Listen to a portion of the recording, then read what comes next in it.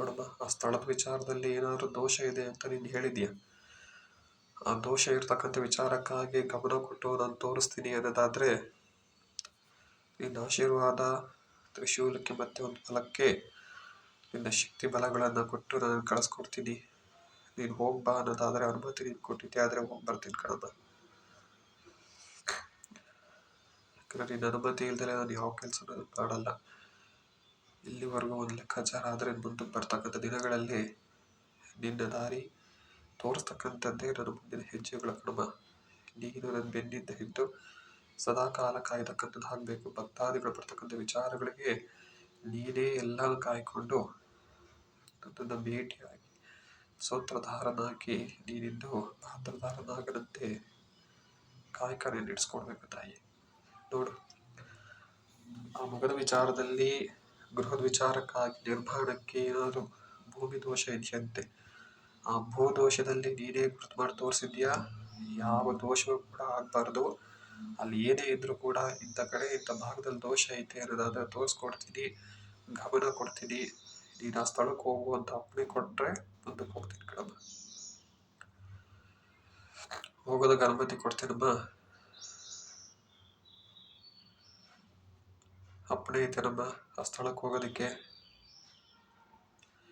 ಜೊತೆಯಲ್ಲಿ ಬಲಭಾಗದಲ್ಲಿ ಇಟ್ಕೊಂಡು ಹೋಗ್ಲಿಕ್ಕೆ ಆ ತ್ರಿಶೂಲ ನಿಮ್ಮ ಹೆಣ್ಣಲ್ಲಿ ನನ್ನ ಶಕ್ತಿ ಬಲ ಕೊಡಬೇಕು ತಾಯಿ.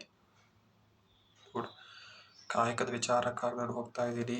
ಆ ಕಾಯಕದಲ್ಲಿ ಜಯ ಅನ್ನೋದನ್ನು ಕೊಟ್ಟು ವಿಜಯದಿಂದ ಉತ್ತರ ತಗೊಂಡು ಬರೋದಕ್ಕೆ ನನಗೆ ಅನುಮತಿ ಕೊಡ್ತೀನಮ್ಮ. ಅಮ್ಮ, ದೊಡ್ಡಮ್ಮ, ಕೆಂಪಮ್ಮ, ದುರ್ಗಾ ಪರಮೇಶ್ವರಿ, ನೀನು ಒಪ್ಪಿಗೆ ಕೊಟ್ಟರೆ ಮುಂದಕ್ಕೆ ನಾನು ಹೆಜ್ಜೆ ಇಡ್ತೀನಿ. ನೀನು ಒಪ್ಪಿಗೆ ಐತೆನಮ್ಮ, ಅನುಮತಿ ಐತೆನಮ್ಮ, ಸ್ಥಳಕ್ಕೆ ಹೋಗ್ಬೋದೇನಮ್ಮ?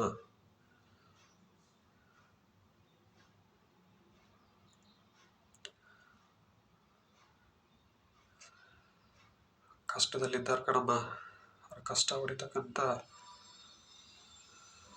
ಜಗನ್ಮಾತೆ ಆಗಿರ್ತಕ್ಕಂಥವಳು ನೀನು. ತಂದೆ ಇಲ್ಲದಂಥ ಮಗ ಕಣಮ್ಮ. ಆ ಮಗನ ಹೆತ್ತಾಡಿ ನಿನ್ನ ಬಲಭಾಗದಲ್ಲಿ ಇಟ್ಕೊಂಡು ನಿನ್ನ ಮಣ್ಣಲ್ಲಿ ಇಟ್ಕೊಂಡು ಆಶೀರ್ವಾದ ಮಾಡಬೇಕು ಕಣಮ್ಮ. ನೋಡು, ಆ ಮಗಳು ಬೇರೆ ಇದೆ. ಮಗಳಿಗೂ ವಿವಾಹದ ಭಾಗ್ಯ ತಂದು ಕೊಡಬೇಕು ನೀನು. ತಾಯಿಗೂ ಕೂಡ ಆರೋಗ್ಯ ಭಾಗದಲ್ಲಿ ಕೊಡಬೇಕು ನೀನು. ಆ ಮಗನಿಗೆ ಮುಂದೆ ದಿನಗಳಲ್ಲಿ ಶಿಷ್ಯ ಕೀರ್ತಿಗಳು ಸಿಗೋ ರೀತಿಯಲ್ಲಿ ದಾರಿ ಮಾಡಿಕೊಡ್ಬೇಕು. ನೋಡಿ, ಒಂದು ಗೋಳು ಮಾಡ್ಕೋಬೇಕು ಅಂತ ಶ್ರಮ ವಹಿಸ್ತಾ ಇದ್ದಾರೆ. ಯಾರ ಬಲವೂ ಕೂಡ ಇಲ್ಲ. ದೈವ ಬಲವನ್ನೇ ನಂಬಿರ್ತಕ್ಕಂಥದ್ದು. ನೀನು ನಂಬಿ ಪ್ರಶ್ನೆ ಮಾಡ್ಕೊಂಡು ಬಂದಿದ್ದಾರೆ. ನೀನು ಇದ್ದೀನಿ, ಕಾಯ್ತೀನಿ. ಆ ಭಾಗದಲ್ಲಿರ್ತಕ್ಕಂಥದಕ್ಕೆ ನಾನು ಗುರ್ತು ಮಾಡಿ ಏನೇ ಸಮಸ್ಯೆ ದೋಷಗಳಿದ್ರು ನಾನು ಪರಿಹಾರ ಮಾಡಿಕೊಡ್ತೀನಿ ಅನ್ನೋದಾದರೆ ಒಂದು ಹೂವಿನ ಪ್ರಸಾದದಲ್ಲಿ ಅನುಮತಿ ಕೊಡಮ್ಮ. ನಾನು ಕಳಿಸ್ಕೊಡೋದಕ್ಕೆ ಅನುಮತಿ ಐತೆನಮ್ಮ. ನಾನು ಹೋಗ್ಬೋದು ಅನ್ನೋದಾದರೆ ಅನುಮತಿ ಕೊಡಮ್ಮ. ಆ ಫಲದಲ್ಲಿ ಆ ತ್ರಿಶೂಲದಲ್ಲಿ ನೀನು ಬಲ ಬೇಕು ತಾಯಿ. ಜಗದಂಬೆ, ನೀನು ನಂಬ್ಕೊಂಡು ಬಂದಿರತಕ್ಕಂಥ ಮಕ್ಕಳು ನನಗೆ ಕೈ ಬಿಡಬೇಡ ತಾಯಿ.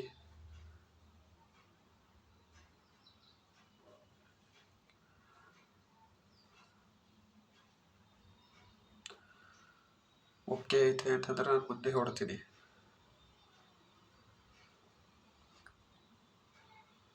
ಇಲ್ಲ ಬೇಡ ಕೊಡ ಅಂತಾದರೆ ಎಡಭಾಗದಲ್ಲಿ ಪ್ರಸಾದ ಕೊಟ್ಬಿಡು. ಇಲ್ಲ ನೀವು ಮುಂದಕ್ಕೆ ಹೆಜ್ಜೆ ಇಡು, ನಾನು ಬೆನ್ನಿಂದ ಬಂದು ನಾನು ದಾರಿ ತೋರಿಸ್ತೀನಿ ಅನ್ನೋದಾದರೆ ಒಂದು ಪ್ರಸಾದನ ಹೂವಿನ ಪ್ರಸಾದದಲ್ಲಿ ಕೊಟ್ಬಿಟ್ಟು ನನಗೆ ಧೈರ್ಯ ಕೊಟ್ಟು ಆ ಜಾಗದಲ್ಲಿ ಏನೇ ಸಮಸ್ಯೆ ಇದ್ರೂ ಕೂಡ ನೀನು ಗುರ್ತು ಮಾಡೋ ಲೆಕ್ಕಾಚಾರಕ್ಕೆ ನನಗೆ ಗಮನ ಕೊಡಬೇಕು. ನೀನು ಆ ಸ್ಥಳಕ್ಕೆ ನಾನು ಹೋಗಿ ಬರ್ತೇನೆ. ಅದಕ್ಕೆ ಅನುಮತಿ ಒಪ್ಪಿಗೆ ಐತೆ ಅನ್ನೋದಾದರೆ ಒಂದು ಪ್ರಸಾದ ರೀತಿಯಲ್ಲಿ ನನಗೆ ಅನುಮತಿ ಕೊಡಮ್ಮ. ನೋಡು, ಒಂದು ಗೋಡು ಮಾಡ್ಕೊಳ್ಳೋದಕ್ಕೆ ಆ ಮಗನಿಗೆ ನೀನು ದಾರಿ ಮಾಡಿಕೊಡ್ಬೇಕು. ಯಾವುದೇ ಮಾಟ ಮಂತ್ರದಂಥ ದೋಷಗಳಿದ್ರೂ ಕೂಡ ನಿನ್ನಲ್ಲಿ ಯಾವುದಮ್ಮ, ನೀನು ಮಹಾಕಾಳಿ ಆಗಿರ್ತಕ್ಕಂಥವಳು, ಬಹಾದುರಿಯಾಗಿರ್ತಕ್ಕಂಥವಳು, ಮಹಾಶಕ್ತಿ ನೀನು, ಶಕ್ತಿ ದೇವತೆ ಆಗಿರ್ತಕ್ಕಂಥವಳು. ನಿನ್ನ ಹತ್ರ ಯಾವುದಮ್ಮ ಮಾಟ ಮಂತ್ರ ತಂತ್ರ ದೋಷಗಳಿಲ್ಲ. ಯಾವುದೇ ಇದ್ರೂ ಕೂಡ ಬಡ್ದು ನಿನ್ನ ಎಡಭಾಗದಲ್ಲಿ ಪಾದಕ್ಕೆ ಹಾಕೊಂಡ್ಬಿಡುತ್ತೆ. ಯಾರೇ ಶತ್ರುತ್ವ ಕಾಟ ಇದ್ರು ಕೂಡ ಆ ಶತ್ರು ಕಾಟದಿಂದ ದೂರ ಮಾಡಬೇಕು ಕಣಮ್ಮ. ಮುಂದಕ್ಕೆ ದಾರಿ ಬಿಟ್ಕೊಟ್ಬಿಟ್ಟು ಆ ಸ್ಥಳದಲ್ಲಿ ಏನೇ ದೋಷ ಇದ್ರೂ ನೀನು ಪರಿಹಾರ ಮಾಡ್ತೀನಿ ಅನ್ನೋದಾದರೆ ಅನುಮತಿ ಕೊಡು. ನಾನು ಅಲ್ಲಿ ಸ್ಥಳಕ್ಕೆ ಹೋಗ್ತೀನಿ. ಆ ಸ್ಥಳದಲ್ಲಿ ಏನೇ ಕೆಟ್ಟ ಕಾರ್ಯಗಳಿದ್ರು ಕೂಡ, ಏನೇ ಭೂಮಿನಲ್ಲಿ ಕೆಟ್ಟ ದೋಷಗಳಿದ್ರು ಕೂಡ ನಿನ್ನ ಗಮನ ಕೊಟ್ಟು ತೋರಿಸ್ಕೊಡ್ತೀನಿ ಅನ್ನೋದಾದರೆ ತೋರಿಸ್ಕೊಟ್ಟು ಆ ಸ್ಥಳಕ್ಕೆ ಹೋಗೋದಕ್ಕೆ ಅನುಮತಿ ಕೊಡ್ತೀನಿ ಅನ್ನೋದಾದರೆ ಪ್ರಸಾದ ಕೊಡಮ್ಮ. ನಾನು ಹೋಗ್ಬೋದೇನಮ್ಮ?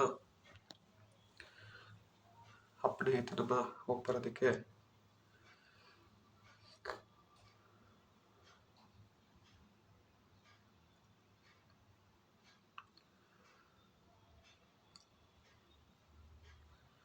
ನೀನು ಅಪ್ಪಣೆ ಕೊಟ್ರೆ ನಾನು ಹೋಗ್ತಕ್ಕಂಥದ್ದು. ನೀನು ಅಪ್ಪಣೆ ಕೊಡಲಿಲ್ಲ ಅಂತಂದರೆ ನಾನು ಇಲ್ಲೇ ಇರ್ತೀನಿ. ಅನುಮತಿ ಐತೇನಮ್ಮ? ಕೊಡು ಬೇಗ.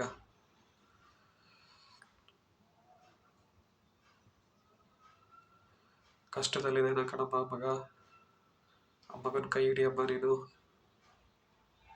ಆ ಮಗನ ಕೈ ಹಿಡಿದು ಗೊತ್ತೋ ಗೊತ್ತಿಲ್ದಲೇನೋ ಏನಾದರೂ ತಪ್ಪುಗಳಿದ್ರೆ ತಪ್ಪುಗಳನ್ನೆಲ್ಲ ನೀನು ಕ್ಷಮಿಸಿ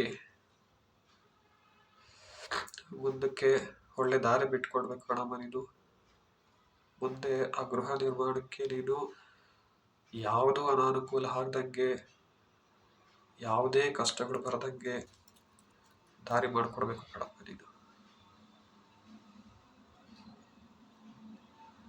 ಅಪ್ಪಣೆ ಕಣಮ್ಮ. ಸಂತೋಷ ಕಣಮ್ಮ.